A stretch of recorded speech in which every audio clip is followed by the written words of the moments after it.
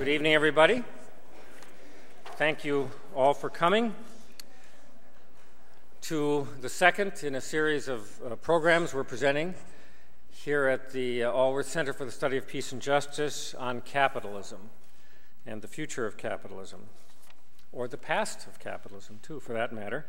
Our sponsors are the Lee and Rose Warner Foundation, the Global Awareness Fund of the Duluth Superior Area Community Foundation, Reader Weekly, and a special support, as always, from the DeWitt and Carolyn Van Ivre Foundation and from Mary C. Van Ivre in memory of William P. Van Ivre, former trustee of the college.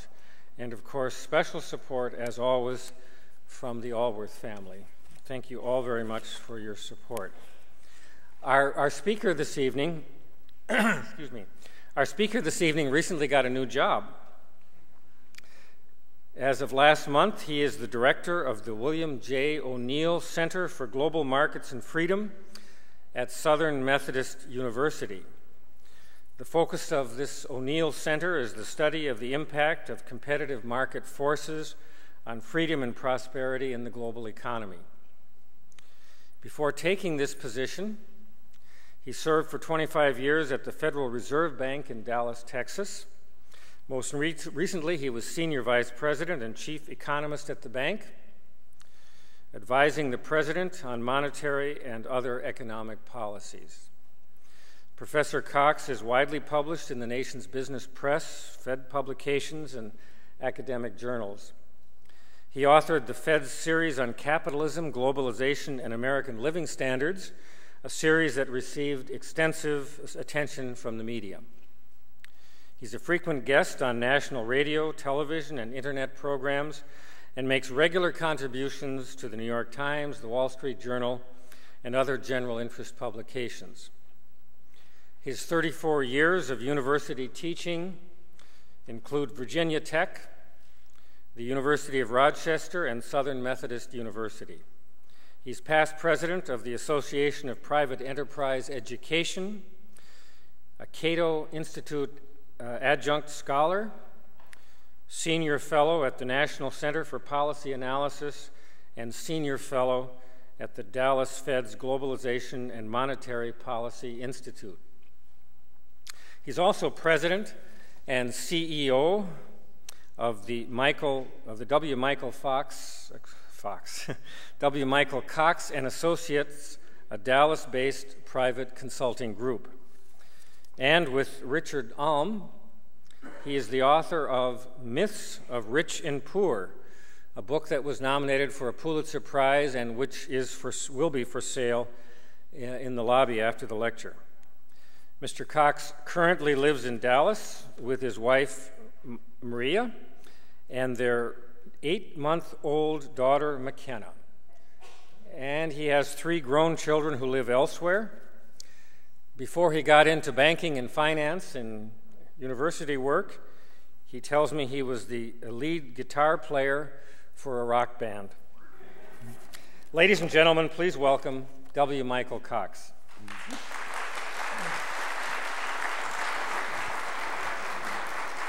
Thank you, Tom. And I still enjoy playing the guitar and the piano.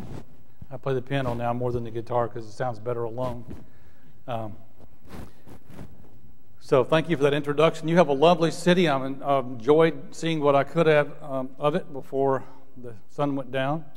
I drove up here today from Minneapolis. They canceled my flight, so what turned out to be what at first I thought bad news turned out to be good news because I could get on the get in the car and see the beautiful scenery, and I did. And so I'm happy to be here, and this looks like a wonderful university. I've read a lot about it, and I know a lot to brag about. I'm from the other end of 35, Interstate 35. You just get on the road right out of here and keep driving. Before you get to Mexico, stop off and go 35E through Dallas, and you'll find me. Now, I'm going to talk about today this topic about American living standards. It's become popular to be a cynic today. Unfortunately, it's even true not just in the news media, but in American universities. We find people, it's a lot of peer pressure to think you're not a serious scholar unless you think something's wrong, something seriously wrong, from global warming to something else. That is not the way I think, and I think things are getting better, and they're going to continue to get better, largely speaking. Maybe everything won't be perfect and it won't get better at the same rate, but things are getting better. But that's not what you hear. What you hear the pessimists say is that America has passed the apex of its prosperity. Our real wages are falling. Both adults have to work these days in order to make a living for the family. I just heard this. The new thing I heard at dinner, this current generation of kids is going to be the first in history not to live as long as their parents. Our good jobs are going overseas, being replaced with low-paid service sector jobs, or becoming a nation of hamburger flippers. There's never enough time. We're increasingly overloaded with too much work. And burdens of life are just, killing us.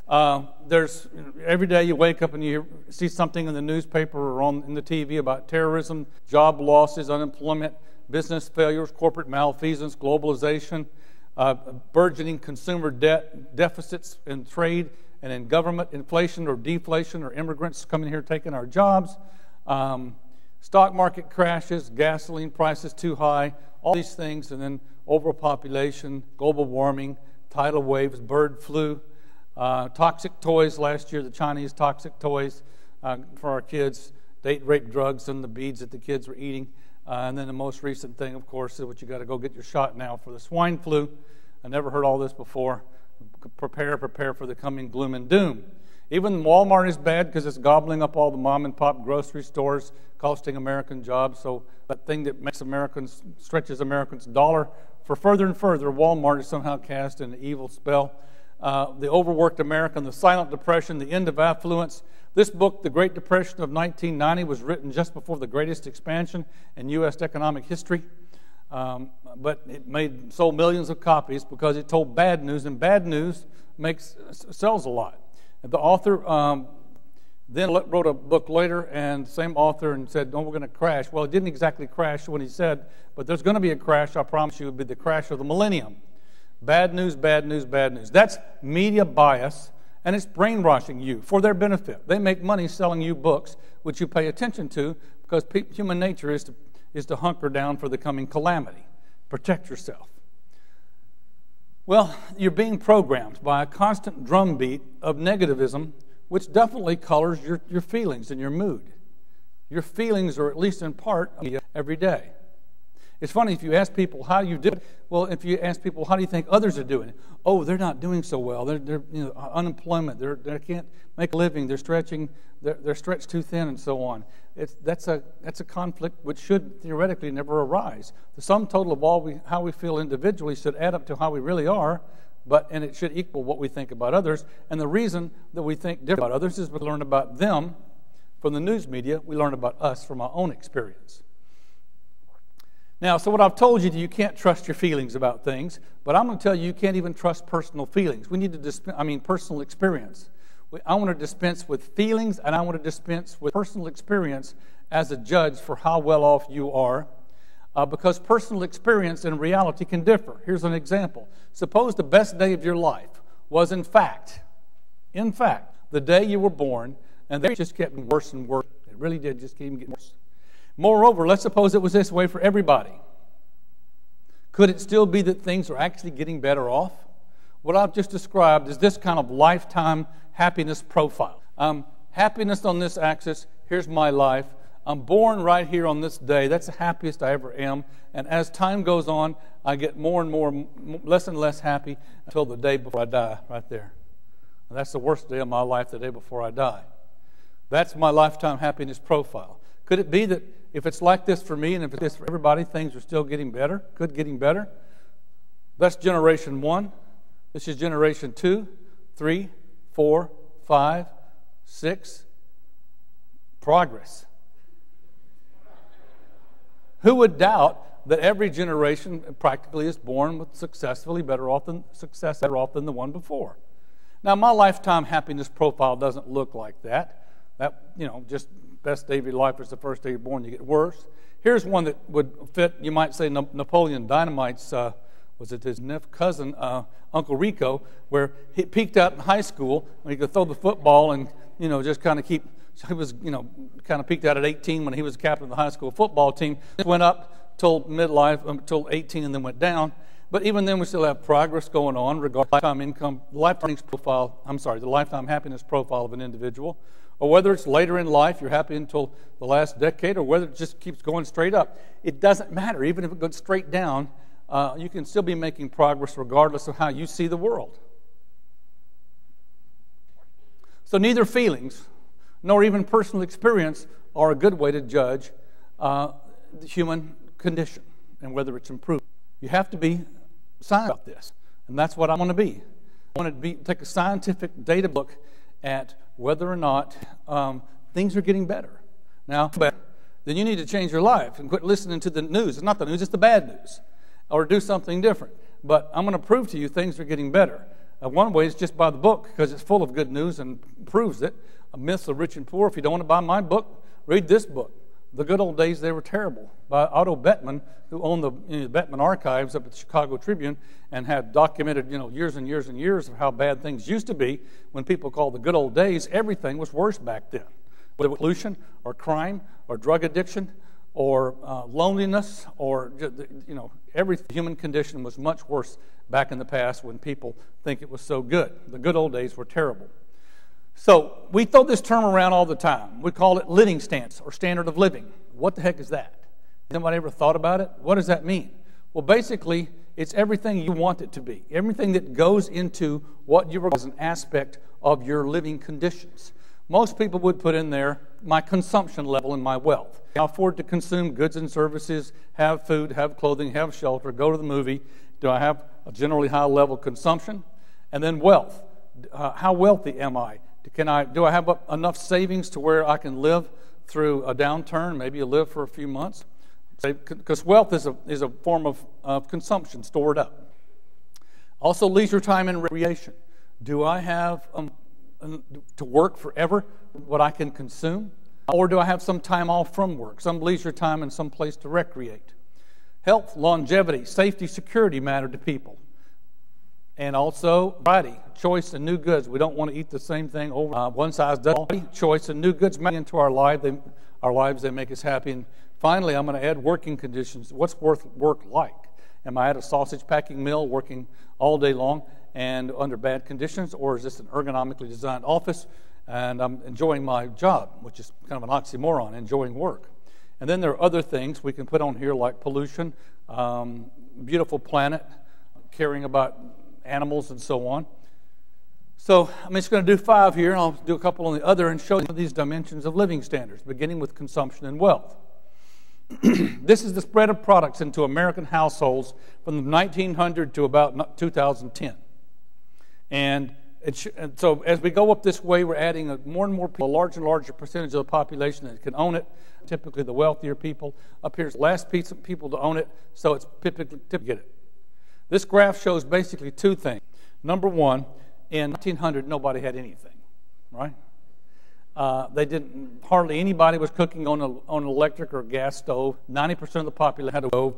Less than 1% of the population had a telephone or electricity in their house. Electricity first came into barns and then spread later into houses. But today, those things have reached saturation in the American households to where basically everybody has it.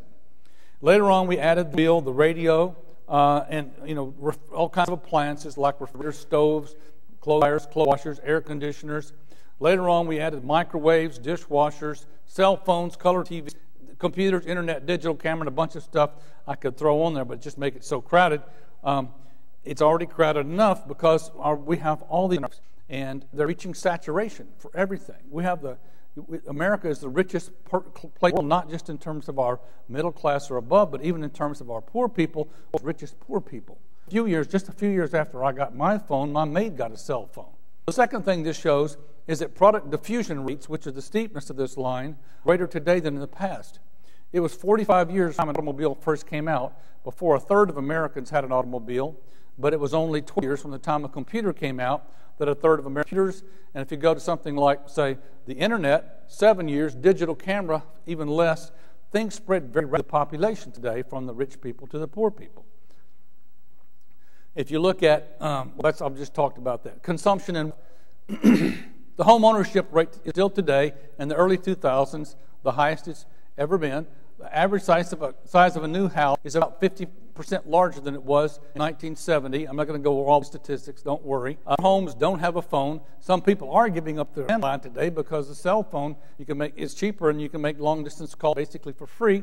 Have air with and also have garages, color TVs, more automobiles per person. Back in 1970, it was 1 for every 2 people. Now it's about 1 for every 1 person age 16 and older. Cable TV, whatever, readers and so on, higher, and net worth is much higher than it used to be as well. Despite the downturn, it still remains fairly high. And if I add these statistics back to today, and forward from the early 2000s to this is data, you'll see in 2008, most things still kept going up, even in the down year, even depression. Per capita water continues to rise. If we were really poor, people would just start drinking tap water, right? But no, people don't have enough money they can to drink tap water. Food, clothing, and shelter, just those 3 items consume 76% of the American budget. Today, those 3 items consume about a third of the budget, with another about 2/3 left for all the other things that we want: food, clothing, shelter. That's kind of in the grand sweep of time here. I can take, a student and put him to work 5 weeks in the summertime for 5 weeks, 40 hours. That's $10, $2,000, and that $2,000 will buy me enough stuff that I practically got to get a tractor-trailer truck to fill it up to take it to campus. I got to get a computer. I can get a cell phone, an iPod Nano, an alarm clock, digital camera, color TV, a DVD player, CD player, all these stuff, back massager and all this, and have them left for pizza. And now, when I was in college, I was 20, that same amount of work time at wages then would have bought me these 5 things: a used typewriter, clock radio, black and white TV, and so on. That's the same time, 5 weeks, what that would have traded for in 1970 and 1950. Say my parents could have done it, could have taken that work time and bought a black and white TV, a record player, portable radio, and a Brownie camera. So the current generation and the kids, there's no way they can not live better than today's parents. They're already living better far better on an age-adjusted basis than we did. I published this, by the way, in the Reader's Digest a while back. Most products continue to get cheaper and cheaper. Food. This basket of food, tomatoes, bread, sugar, meat, and milk and so on, would have taken the typical worker 9.5 hours of work in order to earn the money to go out and buy. So the currency of life is time, not money. We spend time. We spend time at work that we in turn trade for goods. And so the best way to measure prices is in real terms, work hours, 9.5 hours of work for this basket of food in 1919. 1.4 hours of work for this basket of food as we turn the century. That's about a 90% reduction. This home looks inexpensive at 14,500 square feet. Well, when it was purchased at that price, of course, it was much smaller than today's homes, and also the wages were much lower, so you had to work longer to get the money together to spend $14,500. If you divide the price of the house by the number of square feet, divide by the average wage, you can get a work hour per square foot cost of 6.5 hours of work. This house is 5.9 hours of work. At $193,000, it's a bargain compared to that previous house, which looked so cheap. And today's houses come with a lot more things in them. Already thrown into that price is the fact that it's likely to have central heat and air. Much more likely is likely to have a dishwasher and a lot of other amenities that would not have been in that older, less expensive house in money terms. Electricity. I remember growing up, we used to fear that we would overload the electricity in our house and we'd blow a fuse, and then you have to go there in the dark and get a flashlight and change the fuse. My parents dreaded looking at the electric bill when it came. It was a sizable portion of your average monthly income, but electric prices have kept falling. When electricity first came out, if you were to take 10 electric bulbs, 100-watt bulbs, and to screw them in for 4 days and let them burn, you would have had to work 2.5 weeks to pay for it. Now just 32 minutes. And of course, telephone calls keep getting cheaper and cheaper, and so we make more of them. And I have to stop doing this because people don't even use landline phone calls anymore. They just use their cell phone. And so what we used to gather around to talk to my grandmother in Mississippi, we used to gather around the phone and call her station to station and talk about 15 minutes because it was so expensive. Today, people just use their cell phone routinely and never think about it for long-distance phone calls. This new car was 1,638 hours of work. That's about 8 months of work, 8.25 months of work. In 1950, 1,638 hours of work for this car of the year Ford Fairlane, which had an air conditioner. It was an option.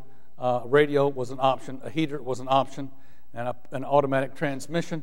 This car today it's cheaper. Not 1,638 hours, but 1,290 hours of work. And the gasoline to go in it just keeps coming down, inexorable decline. You'll find we'll have some spikes once in a while when prices go back up, but then they don't stay that way. They come back down. 8.2 minutes of work will buy you a gallon of gas. When gasoline first came out, it was 44 minutes of work for a gallon of gasoline. Cheaper. Now let's move next to recreation, leisure time and recreation. I know of one really good article published by some economists named Fred Bateman and Jeremy Attack, where it actually measured the work week in 1830. Not shown here. In 1830, the average work week in America was 76.5 hours. 12 hours a day, 6 days a week, plus 4.5 hours on Sunday, because the tomatoes still get ripe and the cows still have to be milked and you have to work. So that's 70 hours, 76 hours that we know of for the first recorded work time. We got down to the 60-hour week, basically 10 days, 6 days, 10 hours, 6 days a week in 1870. We got down to the 40-hour week in 1950. We're at 34.5 hours now on average across America. We start work later in life, not 13, but pushing it on out. If I could push on that out to college, we're starting to work at about 20 now because people go to college. Life expectancy is longer. We retire earlier, and even when we're working, we have more vacations, more holidays, more time off, Saturdays off, and so on. I was working for my dad's Barks root beer plant when we finally got Saturdays off. And first we got a half a day off, and then we got a full day off on Saturday. If you add it all up now, people in 1870 worked about 61% of the time that they were awake. We work about 28% of the time that we're awake, adding up all the hours in our life. We have a longer retirement period. We start work later in life, and so on. And while we're at work, there's evidence that we're not always working. We're doing things like selling Girl Scout cookies, giving blood, exercising on employee-provided facilities. We're calling talk radio programs. Here are things that people admit they do in surveys. Raise funds for charities. They talk on the phone to people. They're doing their internet. They're on the email. And one time you're doing a business email, and the second later you're doing a personal email, in and out of that. And if you look at the time of day, people are on eBay. Most people, when they visit eBay, stop right there in the middle of the day. I'm on eBay, and I'm supposed to be working. Surveys of time that people spend at work by this company, anonymous surveys, salary.com. They ask people, tell me, how much time are you goofing off during the day? And people, they ask human resources, how much do you think people are goofing off during the day? And human resources says, about an hour. But when people say, no, we're goofing off 2.1 hours a day. Multiply that by 5, and that's 10 hours a week. People are at work but not working. Subtract that from 35 hours. The true work week is falling according to the data, and it's happening, of course, because the things that we work with make us so much more efficient than they used to, computers and so on. Leisure and recreation is booming in this country. There was no way that all these leisure and recreation companies could be doing so well if we were working all the time. If you take, for example, look at adult softball teams, more. Recreational golfers, a lot more. We spend more time watching videos, TV. More people are retired from work. We have more vacations, more holidays. Americans taking cruises, 500,000 in 1970, 12 million, 24 times as much in the early 2000s. Amusement parks, 3.5 times as many amusement parks. If you look at the recent data on this, and I'll move this over, in addition to amusement parks, now we've added these arcades, video arcades, and there's up to now 2,000, almost 3,000 amusement parks and arcades. But it just keeps growing and growing and growing.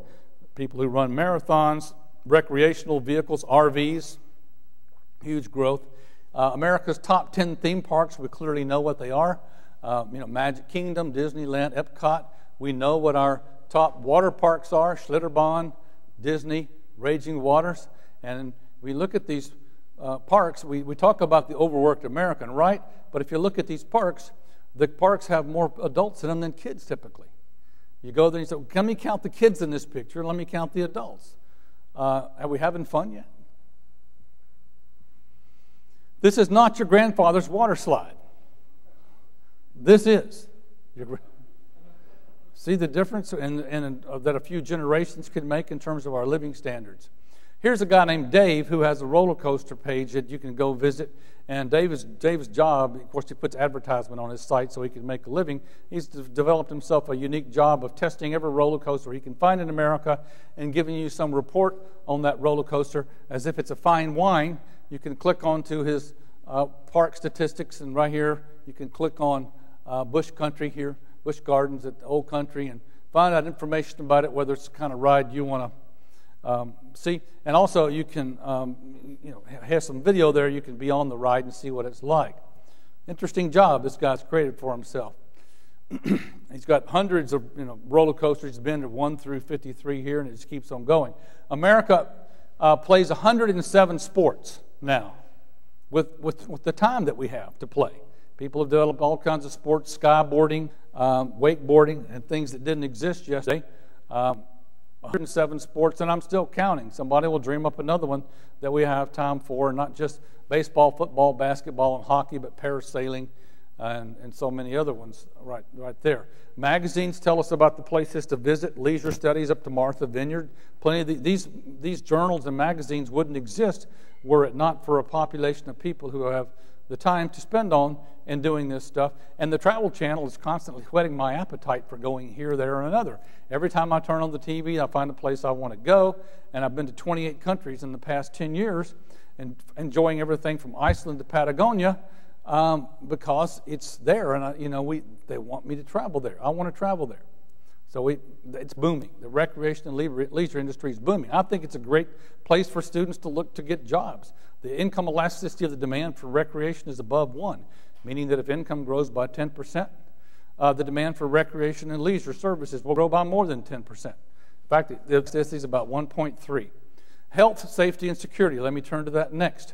Life expectancy just keeps on climbing. This was the Spanish flu back in 1919 or 1918.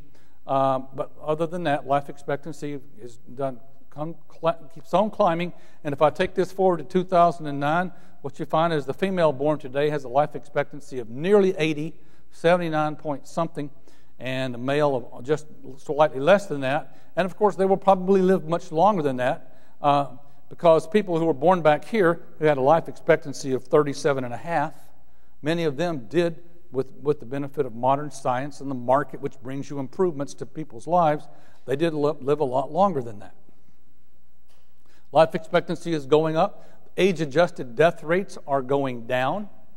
If you look at a standard population in the year 2000, which has more old people than this population in 1940, the death rate is higher because it's an older mix, but it has declined. The death rate per 100,000 people has declined by about 2/3.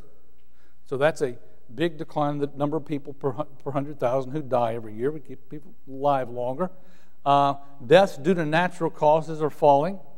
This is the natural causes, not suicide or not accidents and so on. Things like deaths from disease. So this is a 100-year scope of deaths from different kinds of disease. Starting with here, measles. What is this? Pneumonia and flu, heart disease. This is tuberculosis, gastritis, and on the bottom there's cancer. So you can see here that this large group right here, heart disease, peaked. The vertical distance here peaked years ago, and the fraction of people dying from heart disease is continuing to shrink as a fraction of the population here per 100,000 people. And recently with cancer, we're achieving a lot of advances for all kinds of cancer, breast cancer, prostate cancer, ways that people die of cancer on the decline. And if I take that forward to today, which I plan to do when the data comes out in 2010, then you're going to see again continued advances in living standards by this dimension. You hear the media scared the heck out of us for a long time about AIDS.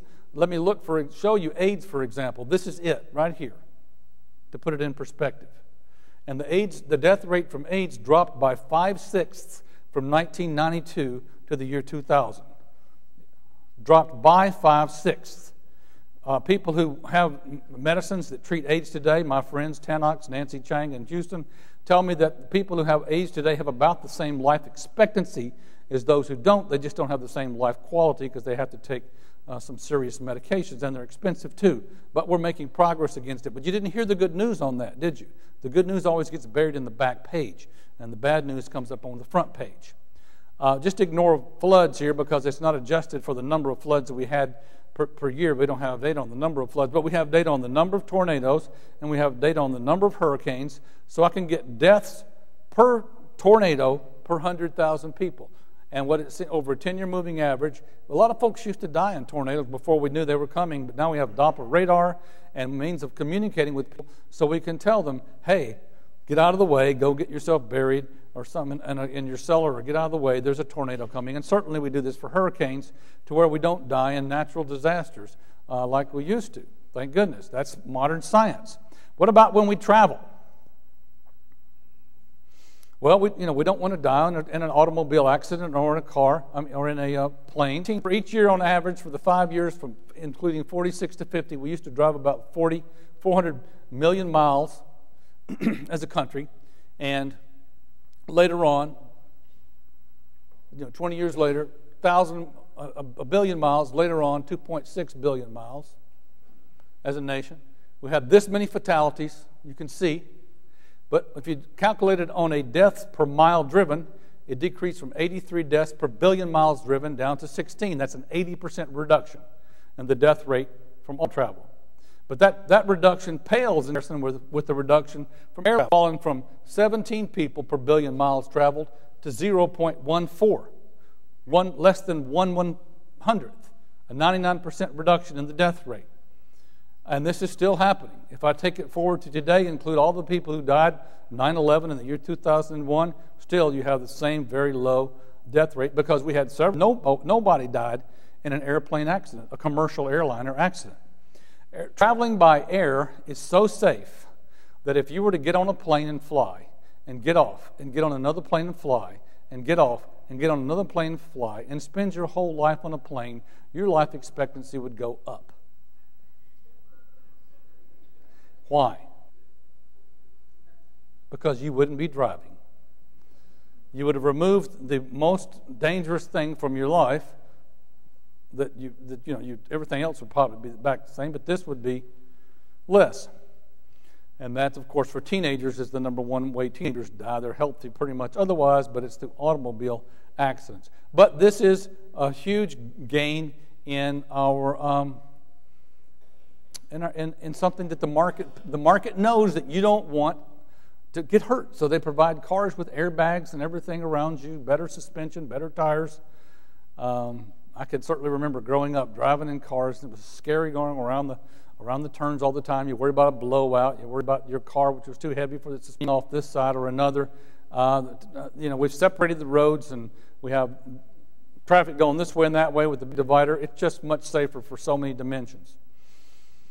What about deaths in the military? We don't want that either. How many people died in the Second World War? Americans died in the Second World War. 405,000 over the roughly 4 years that we were involved in that war. 405, when the population was even much smaller, so that's a huge percentage of the population.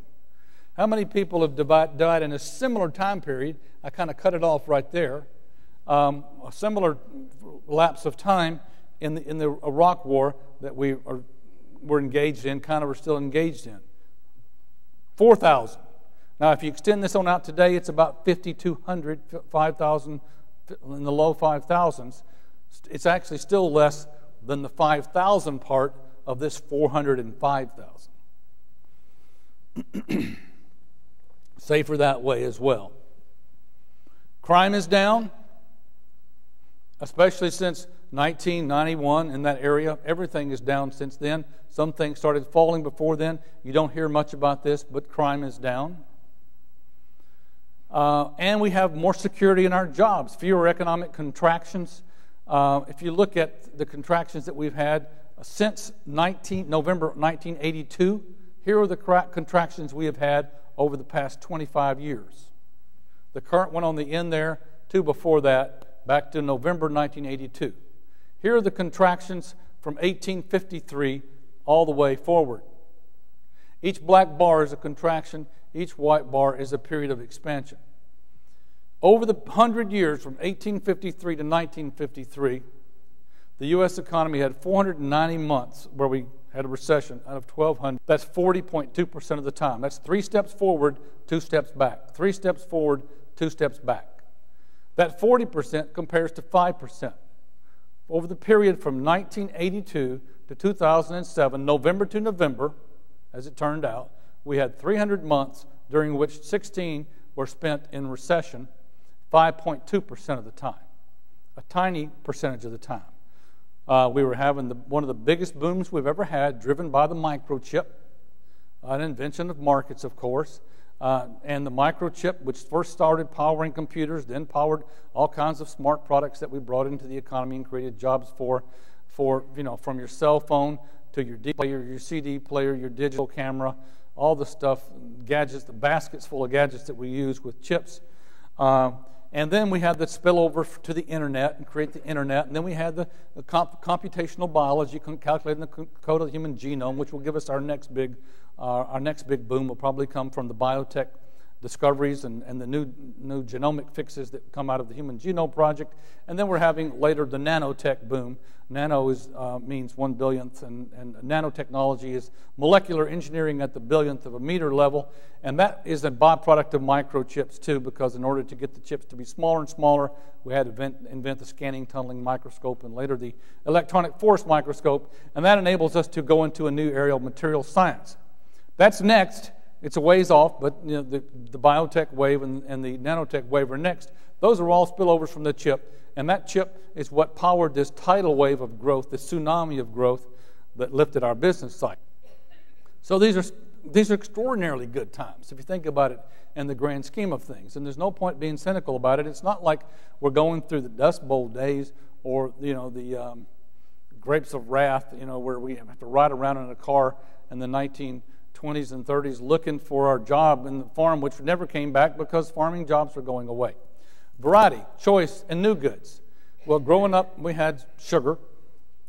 My grandpa had diabetes, so he was glad when some saccharin came out of some sugar substitute.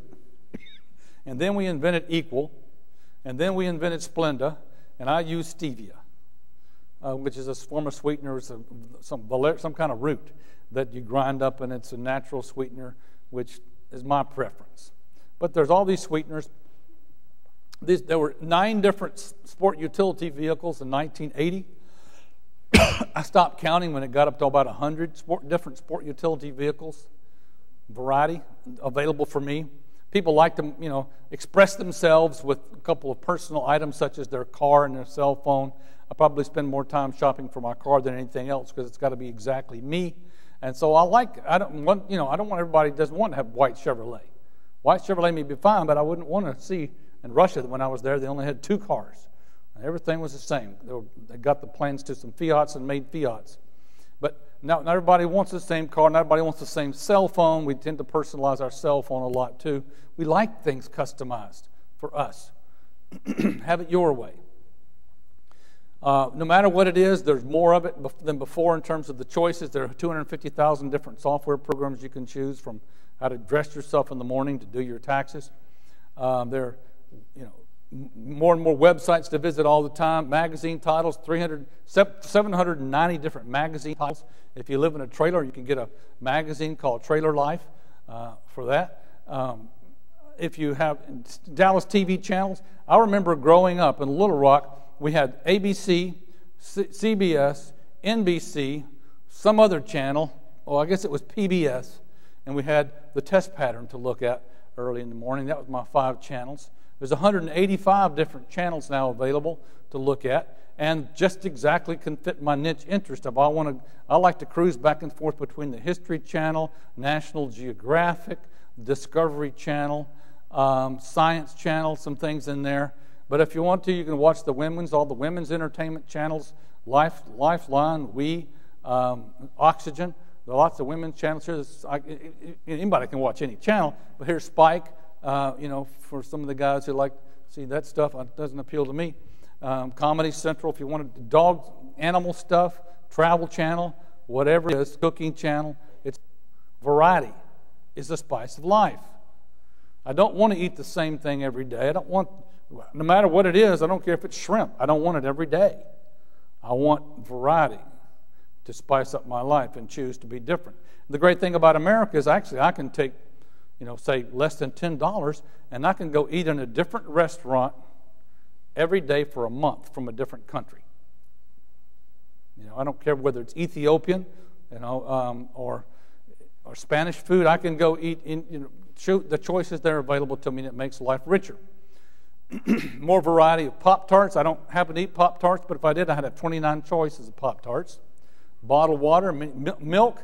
Growing up, there was whole milk, skim milk, buttermilk, and Bulgarian buttermilk, which was low-fat buttermilk. It was just Bulgarian. But now there's 9 kinds of milk. There's 0.5% skim milk, 1%, 2%, bovine growth hormone-free milk, ultra-pasteurized milk with a shelf life of 6 months, 19 different kinds of milk. Choosing a dental floss is a major expedition. You got white, green, red, pink floss, ribbon, tape, waxed, unwaxed, mint, blue and white curled together with toothpaste in the middle of it. There's 64 different kinds of dental floss. Running shoes. It was because I exactly found running shoes that worked for my legs that I was able to start running 20 years ago and keep on running without my body getting beat up by my legs hurting from not having the right shoes. And by the way, there's bottled milks too, flavored milks, which I didn't even count. We can keep having new goods. We want new stuff in our car. I want an adjustable steering column. I want everything. I want power seats. I want front airbag. That was forced on us real quick, mandated by government. And a few kids died before we got it right. All these stuff we keep adding. Apparently people don't like sunroofs. It's an option, but it's not growing very fast. That's the kind of pinkish line at the bottom here. It's only up to about 22. We like new things, and we keep finding new ways of growing teeth. That's coming out. We're going to want this. I can be sitting, here's a new thing which I think we all get to enjoy. I can be sitting in Starbucks and close to campus at SMU. I can connect with somebody in Montreal, somebody in Hidalgo, Mexico, or in China, or in France. That's Israel. This is an island in the Caribbean. I can connect with somebody in, where's that? I've lost Brazil. All over the planet. That's Russia.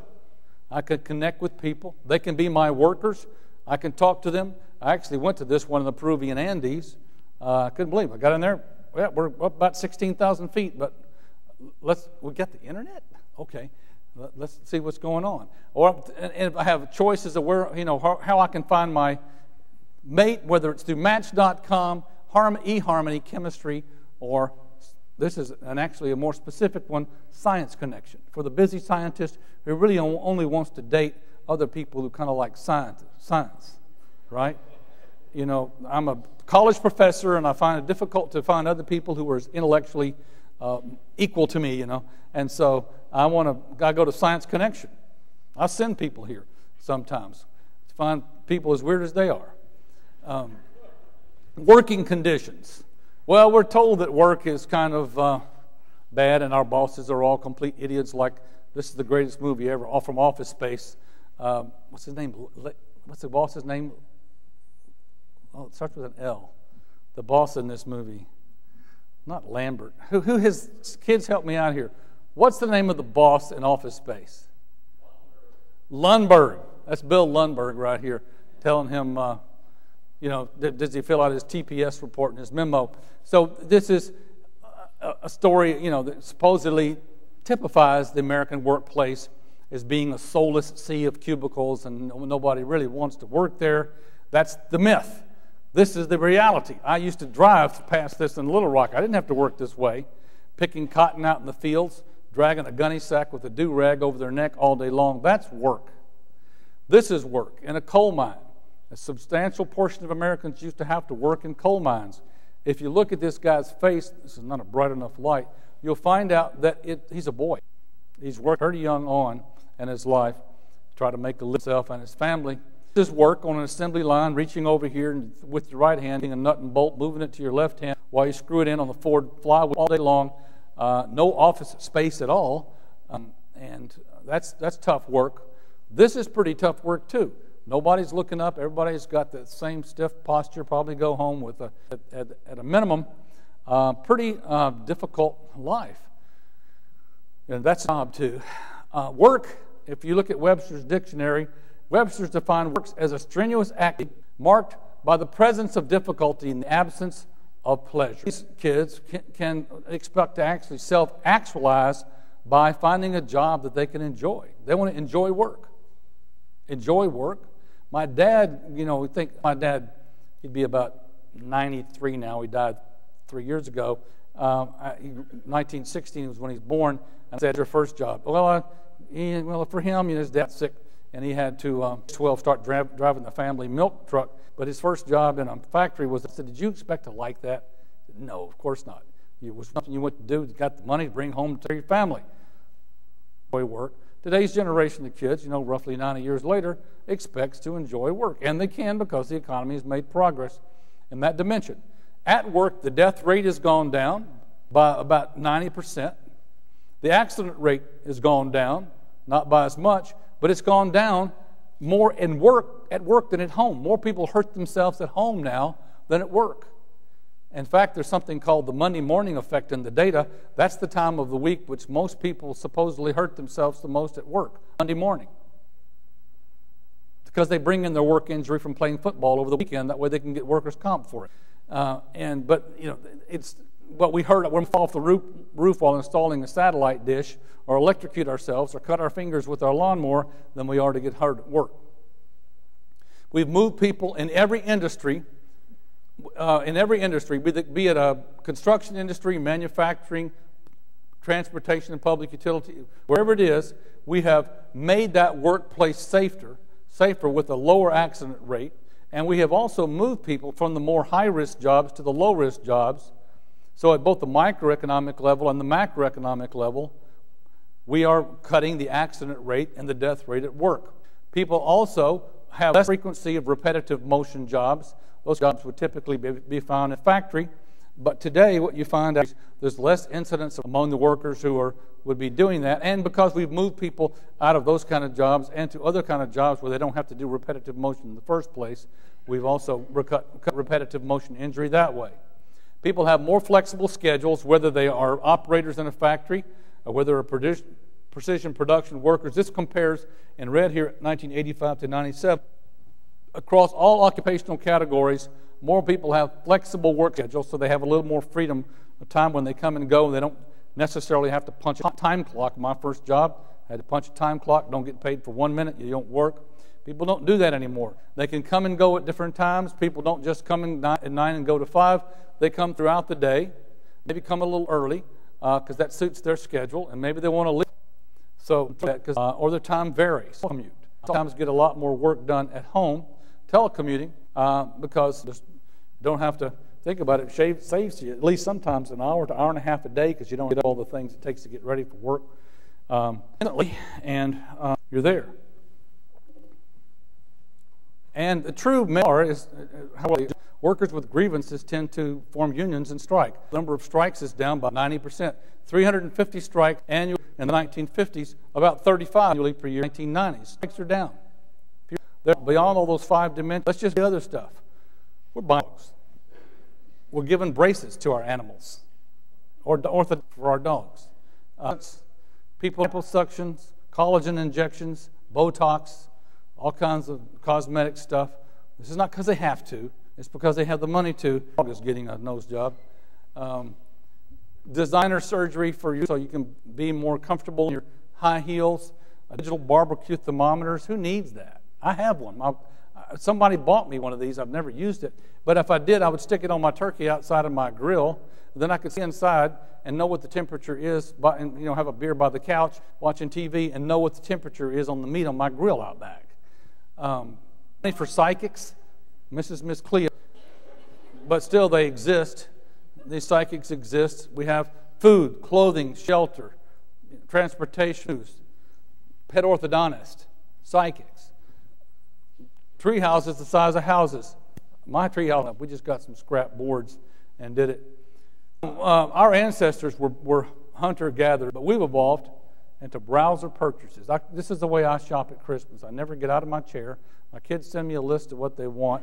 I just sit at the couch while I'm watching TV and order everything that they want and have it shipped directly to their house. I don't have to get in a line to go to the mall, a line being on the road, to get in another line to park, to get in another line to buy the stuff and repeat the whole thing coming home. I could just sit there and buy it, watch TV, watch a movie, buy it and ship it to them. That's a lot different than being a hunter-gatherer. So, in conclusion, in sum, warning. If you're a pessimist or a cynic, you're going to do so, you're going to be such at your own risk, at your own health. There's no good case for being that way. Feel good. You have a right to feel good. And especially don't get involved, don't believe this stuff when it comes to investment. When people are hunkering for the coming calamity, hunkering down for the coming calamity, they typically go one of two places to invest their money, gold or T-bills. When they're thinking things are going to turn out well and they have faith in the economy, things are going to get better, they put their money in equities. It's the stock market. Let's suppose that you had put $10,000 in each one of these three things back in January 1982. If you had done that, your gold today would be worth $25,000. Your T-bills would be worth $38,000.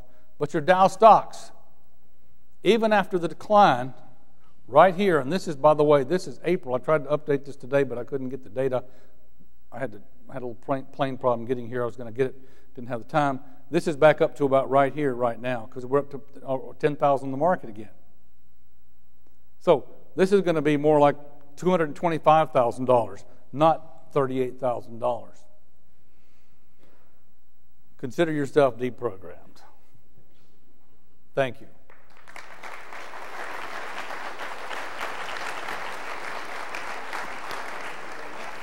Right on time. Right on time.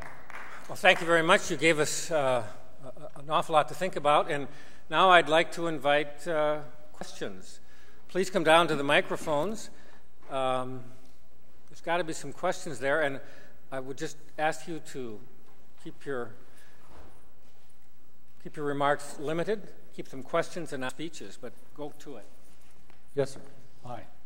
Well, I thank you for your often felt like people probably in this room today are among the luckiest 0.1% people who've ever lived.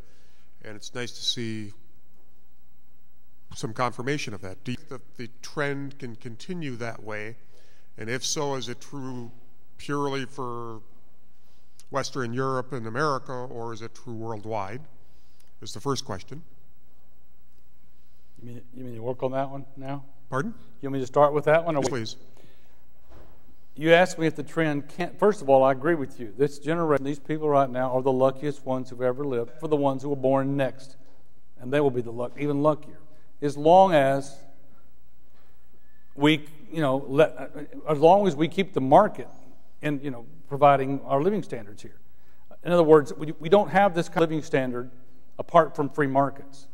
Because you need the power of all 155 million people who get up every day just to make a better life for themselves and their family, and they need to think about that. They need to think about how you need all those brains to be turned on in order for that to create enough power to us to find ways to make things better, faster, cheaper, and more higher quality, and so on. one of the things that struck me when I'd been in the Soviet Union, after I'd been there about 2 weeks, I noticed that everybody kind of goes around like this. And I noticed that their brains just weren't turned on.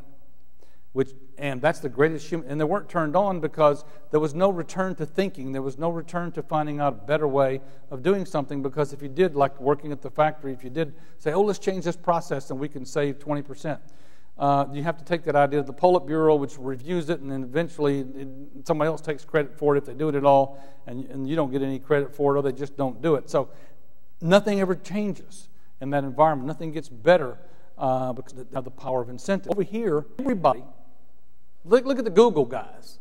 About a decade ago, they had no money. None. Now they're worth about $20 billion each because they, like you, enjoy the power of the incentive to that, you can get really rich if you just have a good idea. And a good idea has to make other people better off, or else they won't buy it. It's a voluntary economy. So things don't get better apart from markets. They don't get better in say, Africa, because the system over there is not a system of markets, it's a system of warlords, dictators, and so on, which that system doesn't work. The socialist system doesn't work. Go to Venezuela. I spent a couple of weeks in Cuba. It doesn't work. Venezuela, if I felt comfortable enough to go down there, I'd do it, but I don't want to. Got a little baby, I'm afraid to do that. North Korea, these systems just don't work. So no, not everybody gets better off, getting better off apart. And this is almost changing gears, but your history is at the Federal Reserve, which, as I understand it, is privately held? Not really. I can explain that, but go ahead and finish your question. Well, let's say it's not a public institution then. Most privately held corporations, or publicly held corporations for that matter, have a mandate to attempt to earn return for their investors as their prime mandate. And any we're going to help society or community is either strictly accidental or at the behest of a closely held corporation, perhaps, typically family owned. But if you take the Federal Reserve, is their mandate to improve society or to enrich their owners? And if so, which is the best way for that organization to be operated? There are two real shareholders in the Federal Reserve, one trivial shareholder and one major shareholder. The trivial shareholder are the commercial banks who have got what's called a paid-in capital stock to the Fed, and for that they get a 6% statutory dividend every year, 5.5%, 6% dividend, which means the commercial banks have paid in some capital stock to the Fed, and just like any other kind of place where you make an investment, you have statutory return. But that's nothing. The directors make almost the people who come from the private sector from these banks and who sit on the Fed boards make almost nothing compared to what a normal board member can make, $50,000 to $100,000. These people make peanuts, less than like a couple $100. Now, here's this, let's talk about this stuff right here. This is money, okay? Now, how does this get into society? This gets into society when the Fed prints it and then buys government securities with it, okay? That's what we used to buy. It's hard for me to stop saying we. I don't work for the Fed anymore, and I'm not here to defend the Fed. The Fed's made some big mistakes recently, and one of the reasons I left the Fed is because I wanted to be able to speak openly about problems that I thought were inside the Fed, but we're not talking about those right now. But the Fed prints this money, buys, let's say, government securities. Those government securities earn interest. The interest on that government securities comes to the Fed. The Fed then takes that interest and gives it back to the Treasury by law. By law, the Fed has to return all of its interest earnings on Treasury securities to the Treasury. Now, what happens with that money? Well, that becomes part of what the government spends, which if they wanted to spend it otherwise, they would have to, say, raise taxes. So the roughly $25 billion of earnings that the Federal Reserve System gets off of the money it creates ultimately goes back to the people in the form of lower taxes. You are the beneficiary of the Fed because your government, the Federal Reserve, creates the money which you use to transact with. They try to keep inflation low to hold the value of that money constant so it won't be eradicated through inflation. That's another benefit. But the interest on that stuff that they buy with the money comes back to you through the Treasury. It's kind of like the Fed was designed to separate the power to print money from the power to spend money. Congress, and in fact it's this way in many countries, the same people who spend money, the Congress, the government, those people can also print the money they spend. Well, if I could print the money I went shopping, I would just go off into the corner and print money, and I'd spend a lot more and print a lot more. So government would do that if it had control of the printing press. The Fed was created to keep the press at arm's length from the Congress. So Congress can't tell the Fed to print money to spend. Congress, they can't do that. Fed gets to decide, and the Fed can't benefit from creating money. They can't keep it for themselves. They have to return it to the government. So it's like that. It's a little bit like that. How do you if you got a pie and you got two people who want the pie, you have to divide the responsibilities. One person gets to cut the pie, and the other person gets to choose the piece. That makes the first person cut the pie right down the middle, instead of trying to cut a big slice for himself, because the other person can choose the big slice. The Treasury and the Fed are separated and made independent to keep the power to print money separated from the power to spend money. Now, but don't get me wrong, the Fed doesn't do everything right. Okay? And they haven't been doing a good job of, in my opinion, especially the New York Fed, of monitoring banks. The job of the Fed is to keep the money supply sound and keep the banking system sound. Their job is to supervise and regulate and be government watchdogs. But how did we get in this big mess? There was some people supposed to be doing that job in New York and just stopped verifying and started trusting everything's going to be fine, and things weren't going to be fine. We never should have gotten in this situation of too big to fail, and so on. But the part of the thing about the Fed, which people don't really understand who owns it, it's really owned by the taxpayers, because the benefits of it, the interest on it, goes mainly to the taxpayers in the form of lower tax obligations. Sorry. The other owners besides the banks are who? You said the banks had like 6% of the... commercial banks. And who has the rest? The what? Rights? Who has the rest of the ownership of the Federal Reserve? That's it. Those are the two ones. The taxpayers. Taxpayers. Okay. Yeah. Thank you.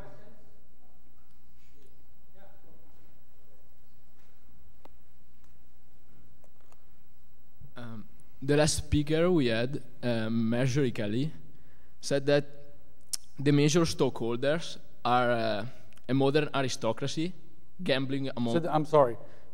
The sound in here is really bad. So let me come up here. Get away from the sound and get close to you. The last speaker we had, Marjorie Kelly, said that the major stockholders are a modern aristocracy, and that gamble among themselves. Do you agree or disagree with her, and why? Thank you. I'm going to rephrase your question, if you don't mind. The last speaker you had, Maria... Okay, whatever, said that she would prefer it if the corporate America, the main shareholder in corporate America, was not the typical investor who's an equity holder, but who else was it she wanted it to be? A different kind of shareholder of some sort. If the companies took a stake in the well-being of the American people, and I don't exactly know what she said. She was calling for a broader ownership of corporations, not just stockholders, but she talked about stakeholders. Stakeholders, that's the word. People in the community who were under the influence of the corporation who weren't necessarily stockholders. Okay, yeah, I've heard this argument before. There's a lot of good literature on this. It's a dream, it's a fantasy. I'm sorry, but it's a fairly uneducated view of what corporations are about. I'm a shareholder in Exxon, okay?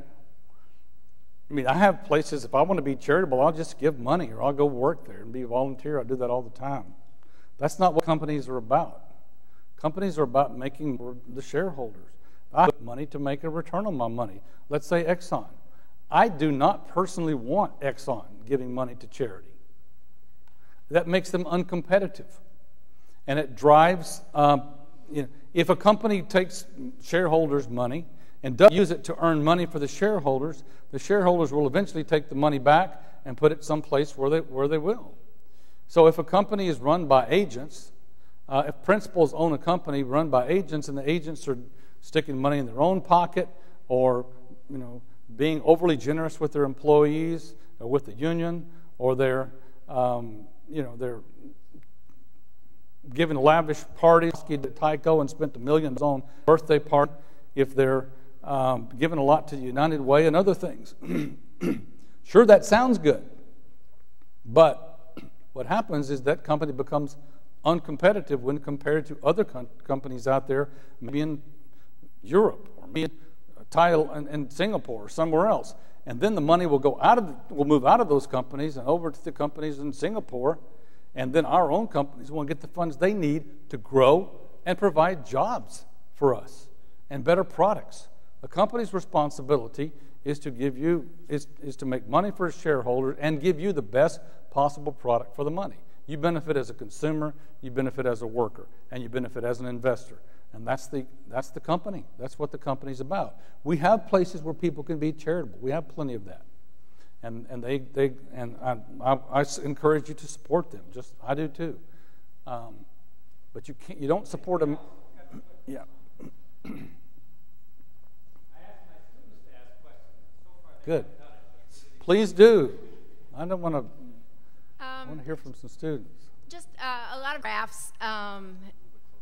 Okay, a lot of your graphs talked about, how certain percentage of the population now has autos versus before, things like that. Do you use that same methodology to look at who doesn't have those things and whether, as in fact is often argued, that the gap between rich and poor has grown?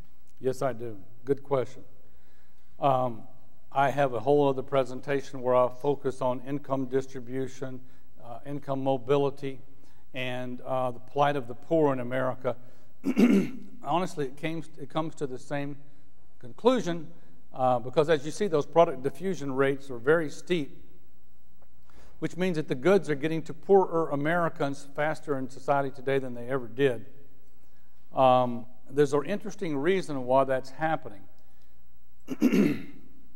which has to do with the market structure in American companies today.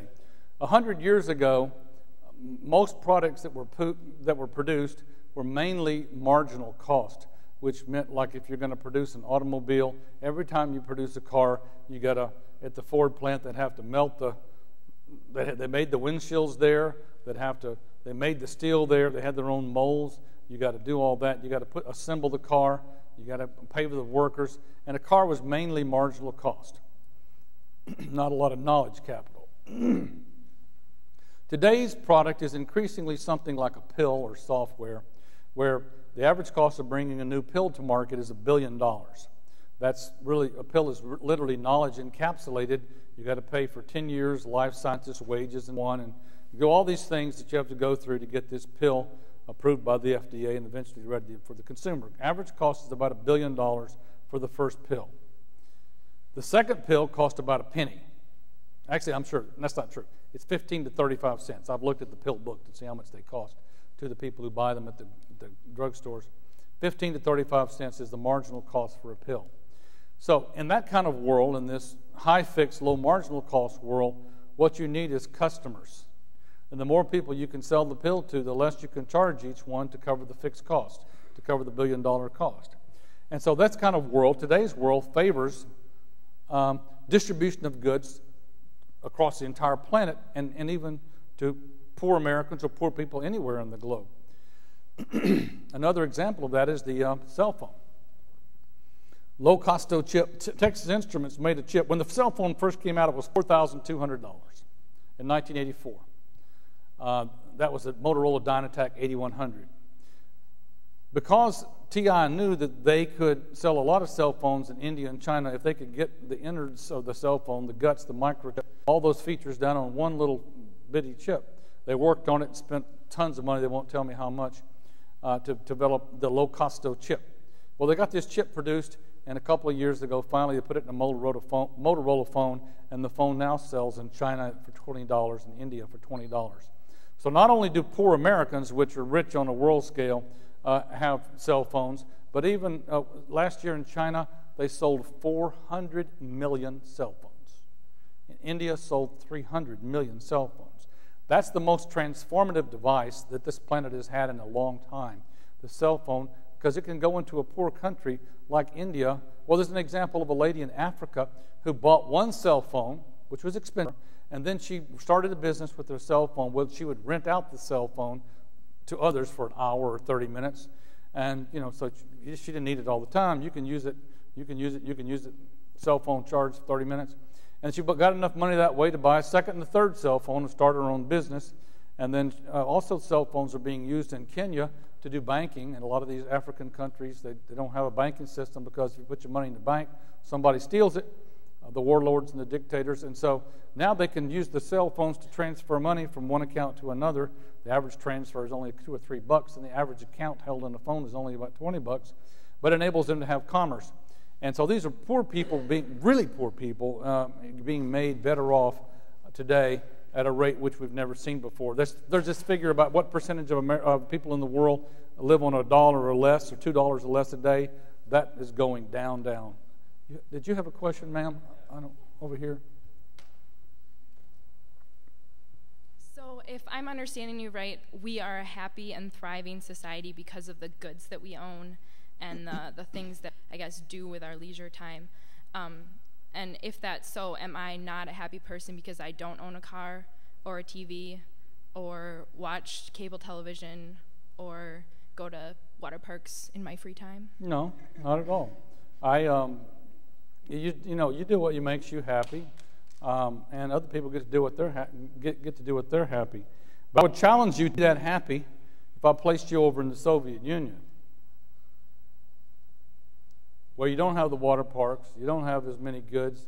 When I was in Moscow, this woman told me this, it was in Leningrad.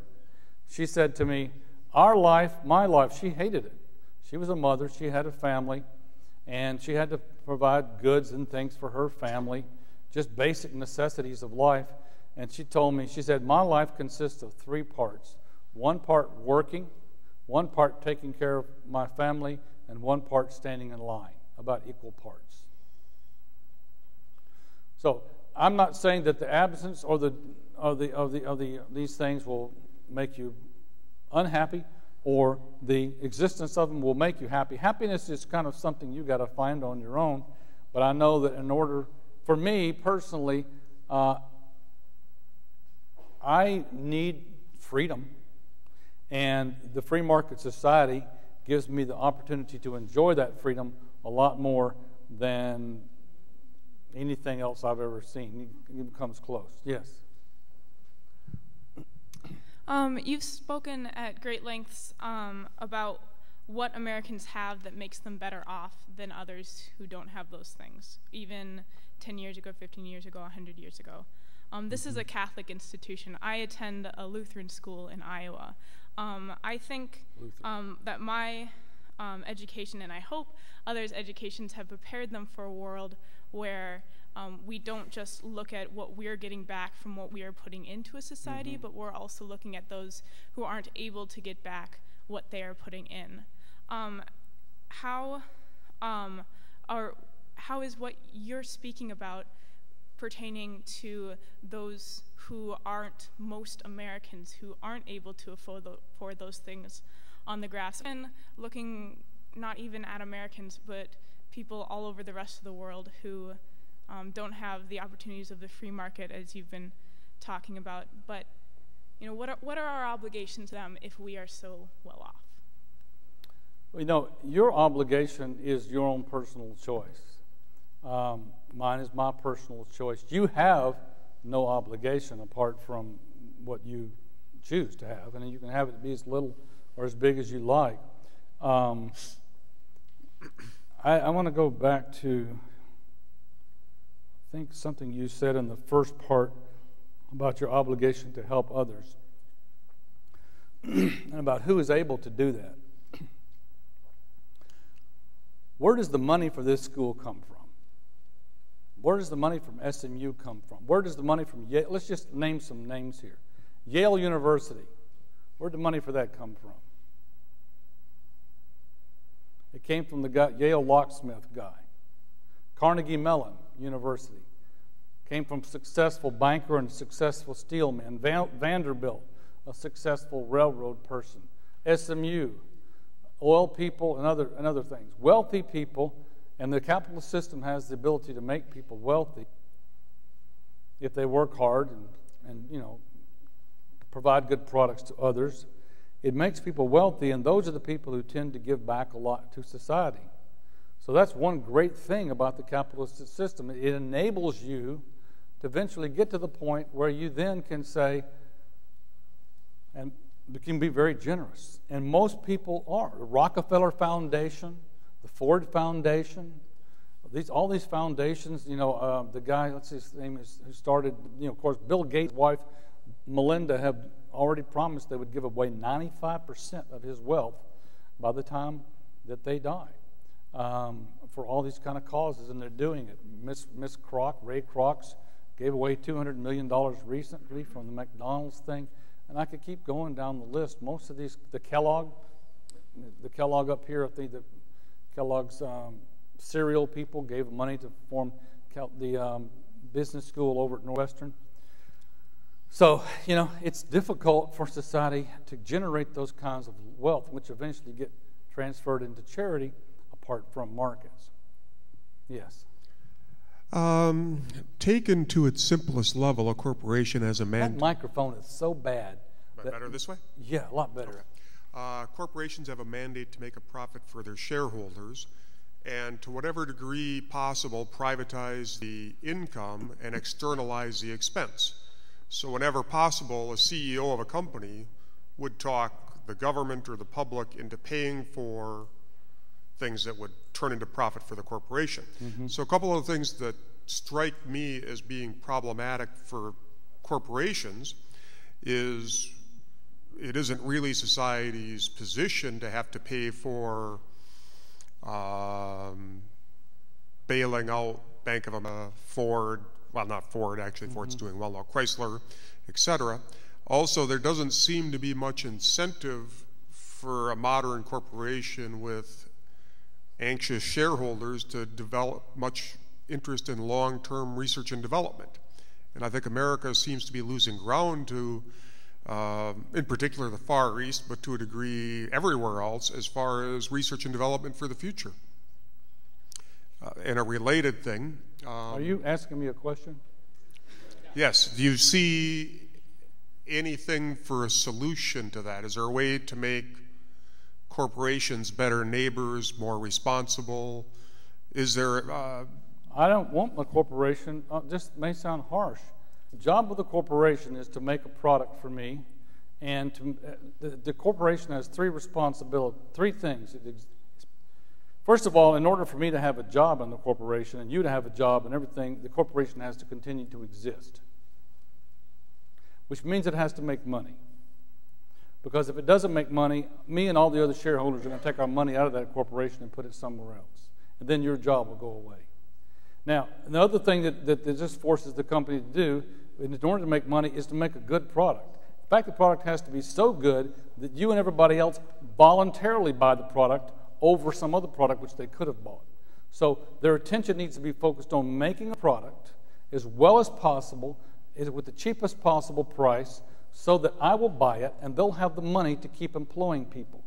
Because if we ultimately don't have good products and don't have jobs, there's nothing to say grace over. There's no charity. There's nothing left over at the end of the day to give to anybody. There's nothing shameful. I think these companies should shamelessly focus on their mission. And their mission is to create a product, provide jobs, and to create a return for their shareholders. Bottom line, period. And if you, with your money, when you get it, when they pay you, if you want to give to charity out of your pocket. But don't expect the company to do it. It's not their responsibility. They're not a charity. They're a company. Wait a minute. Take it one at a time. Question over here. If you want to ask a question, come down. That's a great question. Come down here and ask it. Yes, ma'am. Okay, I have a question about the farmers. Because Yes. I know one of the aspects you talked about was how food and milk prices and everything, like, it's becoming cheaper. But what about those people that make their livelihood off of those prices being up? Okay, another great question. We have to decide in society, we have laws to make. We have to decide, do we orient the laws of society to favor the producer or the consumer? To favor the producer, we need prices to be high, right? But that hurts the consumer. To favor the consumer, we need prices to be low, but that hurts the producer. So, who do we pay attention to when we write laws? Do we make the producer sovereignty or consumer sovereignty? Well, at first you might think, well, gosh, we have to have prices be high to the producer. Because if the producer doesn't make a good living, then they can't turn around and have enough money to spend on all the things. But if you think about that, well, if this producer's price is high only, that works. But if every producer's price is high, then as consumers, we all face really high prices and we can't buy anything. And so let's think about it a different way. The producers, here's what the producers want.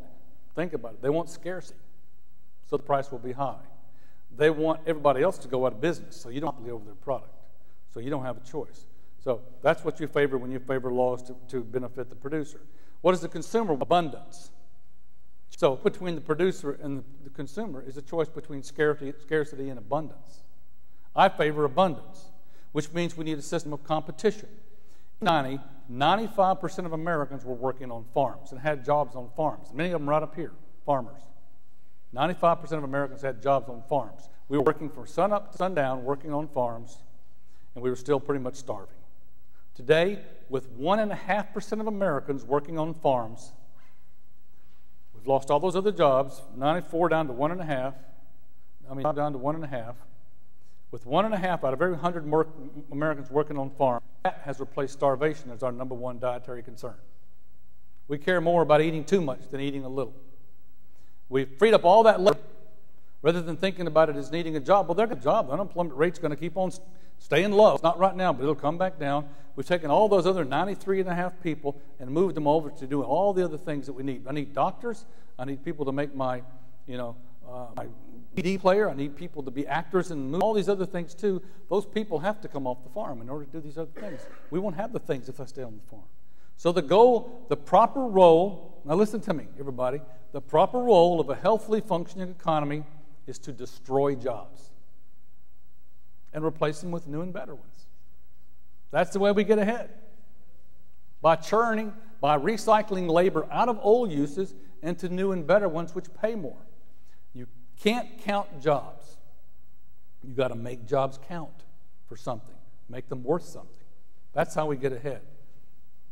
That's the way it's always worked. It's called, Joseph Schumpeter, my favorite economist of all time, had it right. He called it creative destruction. Capitalism is a gale of creative destruction. Out with the old, in with the new. Yes, ma'am. Oh, I think I wanted to piggyback off of her question, actually. I was wondering, with so many jobs being recycled, as you said, in your book, you stated that we're moving more into the service sector and the entertainment sector than the industry sector. But what happens, like, how long do you predict that we'll be able to maintain this lifestyle when so many things that we need are coming from different countries and we're not really making them on our own? Like, you talk about how we are way better than most everyone else in what we have, but other countries are making it for us. Right. We're importing many things from the rest of the world, particularly material goods. We tend to export services, and we're running a deficit.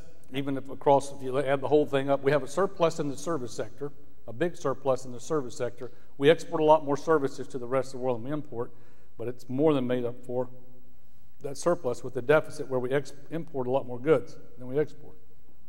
Well, obviously you can't do that forever. That is an artifact of the fact that we've become a very consumer-driven society. And I personally am not a consumer-driven person. I'm not running a trade deficit. Let me just make one statement about this. Nations don't have trade deficits. People do. You just need to worry about your own trade deficit. You have a trade deficit if you basically buy more than if you spend more than you earn. Because then you've got to import the rest of that from the rest of the world, from somebody else out there. You're not saving. You're drawing down your wealth by spending more than you consume. More than you earn. When the United States runs a big deficit, we're basically drawing down our wealth. Going back about 30 years, we own something like $350 billion worth of the rest of the world, added up as a nation, adding up all the wealth of all our people in terms of how much we own of the rest of the world minus how much they own of us. We were $350 billion ahead. Now we're $3.5 trillion behind because we have gone on a spending binge, and not me personally, and maybe not you. You just shouldn't worry about it if you don't. Okay, I save my money. I save 50% of my income. Personal consumption doesn't yield me that much happiness or utility. I'd rather have time off. I'd rather have all the other things I mentioned. I'd rather enjoy my job. I'd rather be able to travel. I'd rather have time with my family. But it's the capitalist system that affords me that time. I don't have to work day and night just for, and stand in line for a few pieces of clothing. So we just need to just focus on your own trade deficit. If you are spending less than your income, you have a trade surplus, you're accumulating wealth, and you're accumulating a command over purchasing power that you can use later in your life. And plus you have a sense of security from knowing you live hand to mouth, day to day. Yes, ma'am. Thank you for your question. I would like to thank you for coming again and speaking to us. I guess my question is why Americans are having better and better lives. Personally, I think it's because big corporations like Cargill and oil companies are oppressing people in South America and the Middle East to obtain these products and thus going into our free market. So I just kind of wanted to know what your personal opinion was on why Americans, compared to other countries, are doing so well. Did you all hear that? Yeah, the microphone's not working, is it? She was thinking that Americans' living standards are built on the back of people in, say, South America who are working as hard as we're consuming. Can I change that question just a little bit to make it focus it on, say, for example, fair trade?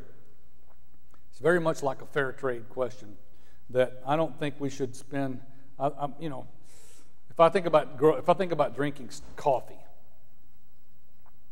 then I think about somebody in Latin America who's having to pick coffee beans, and they're working so hard in order for me to have a fairly inexpensive cup of coffee. Isn't the fact that I can enjoy good coffee at a fairly inexpensive price in this country, isn't that being subsidized by the hard work of somebody abroad? And what can I do about it? And that kind of movement started. Is that kind of your question, or is that your question? Oh, I'm sorry. I'm looking at you. It's you. Thank you. Keep pointing over there. So that's kind of your question? All right. So that bothered me. I was going to Starbucks all the time. There was $12, $10 for a bag of coffee like this, but $12 for a fair trade coffee bag. And that $2 supposedly is me helping somebody in Juan Valdez in Colombia or somebody in Costa Rica make a better living. So my wife and I went down to Costa Rica, and just as part of our trip down there, we decided to go to a coffee plantation. And, of course, we went to find out what's the truth. She speaks Spanish. She's from Ecuador. And so we went down there, and so we started talking to this woman named Mary. No, I'm sorry, that's not her name. Her name was Rosie, who picks coffee. And I said, okay, Rosie, how long have you been working here? 15 years. How much do they pay you for picking a bucket of coffee beans? 30 cents. Giant bucket, 30 cents, some ridiculously little bit amount of money. And I said, okay, that's more than you used to get a few years ago, right? No. Well, what about all this fair trade coffee? Why don't you, we're giving more money for our coffee up in America so you can get this more money for your family and we can support you and we don't want you working this hard. And so I said, she said, I don't get any of it. Where does the money go? She said, it goes two places. It goes to the owner of the land in Costa Rica. We can't do anything about that. It goes to that guy who's a Costa Rican man, and it goes to some design firm in New York City who makes a cute little package for you so that you feel better. You got this little bent over and they're not, working so hard. That's some design firm in New York gets to give you the feeling that you're looking for, that you're willing to pay money for, that you're helping somebody. So some goes there, but most of it goes to the landowner down there because he has the one, like everybody else there, of control of the labor. And if you came down there and forced him to pay an extra, not 30 cents, but 45 cents for a bag, what he would do would be go out and hire his friends. Say, I'll hire you and I'll pay you 45 cents because I have to, but behind the back you better give me 15 cents back. We can't stop that. And And you shouldn't worry about sweatshops in foreign countries. What you need, and by the way, here's the international symbol of an economist: supply and demand. Okay, so what we need is more demand for these workers abroad, not less. If you take away demand, if you become concerned about foreign sweatshops and they're working really hard for Americans, and you take away that demand, somebody in the media shames you into feeling like Kathy Lee, like you're making your clothes abroad and they're not paying enough. When she took away that demand for her workers, and she stopped having those people work for her because she got shamed into saying something was wrong, those people's living standard went down. Their wages went down, and their employment went away. So we need more demand to drive up wages and to drive up employment. The best talk I've ever heard on this, and I would just, let me give you one person's name to contact. She's a Kenyan, beautiful black woman named June Arunga. She's studied law at Cambridge, but then she went ahead and started. She's from Kenya, and she says, you know what? In Kenya, we don't call them sweatshops. Nobody there calls them sweatshops in Kenya. That's an American word. That was trumped up in the media over here. My mother, without these, she walks life. She walks 10 miles a day to a stream where she can get enough water that she covers on her shoulders back to, bring back to the family. Without these businesses here, when these businesses come, folks line up for the jobs because that's all there is. Without these businesses here, we'd have a much worse lifestyle. June Arunga, A-Y-R-U-N-G-A. Yes, sir. Hi.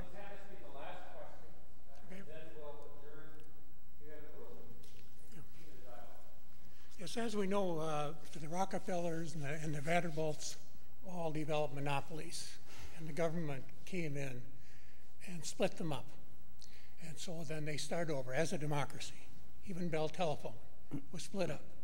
Today, we have corporations that have unexcelled in growth. That have what? Do you have an unexcelled growth pattern? Unexcelled growth. And no stopping them. Do you think the corporation should be allowed to expand as large as they wish? As large as they wish? Yes, because they ultimately fall on their face anyway. Corporations have a lifestyle like people do, a life cycle like humans. They start small, they grow, they go through a stage of adolescence and youth, and then they get big, and then they get bureaucratic and too much red tape, and then one part of the company doesn't know what the other part's doing, and they eventually start to falter and fall. And they become resistant to change. If you look at job creation in America, about 80% of the jobs that are created in this company are created in firms that have less than 20 people in them. Millions of little, thousands, millions, hundreds, thousands of little bitty firms, like Hewlett-Packard was when it started.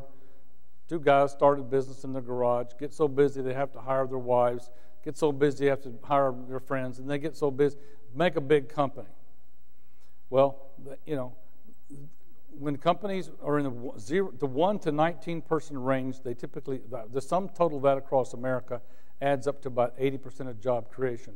Most job cuts in this country come from companies that are 5,000 people or bigger. They lay off. Sears closed its catalog division because of the internet and laid off 120,000 people. Or Boeing downsizes, or McDonnell Douglas or downsizes, or some of these big companies. They go like this, and eventually like that. Unless they mutate and change and get a new product. And a good example of that is General Electric. General Electric started off as Edison Electric in the early 1900s, was making DC current. Westinghouse came along and said, hey, AC is better than DC. And Edison fought him for a while but lost that battle, eventually changed the firm over from DC current to AC current. He mutated and survived. And then the company's gone through so many changes to where they make nuclear submarine motors, and then now they're GE Finance. Keep trying to find the new thing, mutate or die. That's the way of the world in a capitalist system, is that you have to change to what people want today, because ultimately by the capitalist system, here, and let me just leave you with this thought. How do I get rich in America? if I could put on a special pair of glasses and I could look down deep inside your list of needs and wants, and then I look at each one of you and I find that there's something in common that you all would like to have but you don't have. Let's say this is 1980, and I find out everybody would like a phone which they can carry in their car. They don't have to run back to their house to make a phone call or stop at a 7-Eleven and put quarters in a pay phone. If I could just invent a cell phone, I bet I could sell it to a lot of people. They would voluntarily buy it. So I don't get, and so I would go out there and I would, invent this cell phone, and then I would just say, here, would you like to buy it? Please buy it. You have the ability to say, no thanks, just looking. And by saying no thanks, just looking, that's you saying to me, no, it's not good enough yet. Go back and redesign it. Make it a flip phone. Give me a better earpiece. Put some programming in there so that I can remember all these numbers. Add a camera, and then bring it back to me at a cheaper price, and maybe if you're lucky, I'll buy it. Because you have the ability to reject my product, and you can only buy it voluntarily, I have to pay complete attention to your society's needs. And I cannot get rich apart from making you rich as well. Rich in the sense of happy. So the paradox of capitalism is that my pursuit of self-interest, because it's guided by your freedom to buy or reject my product, my pursuit of self-interest leads to the maximization of social welfare. The exact opposite happens in socialism. Thank you.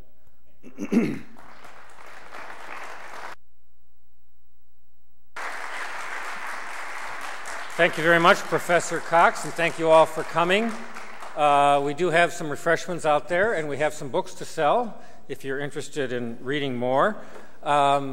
We have a wealth of Professor Coxes this week at St. Scholastica.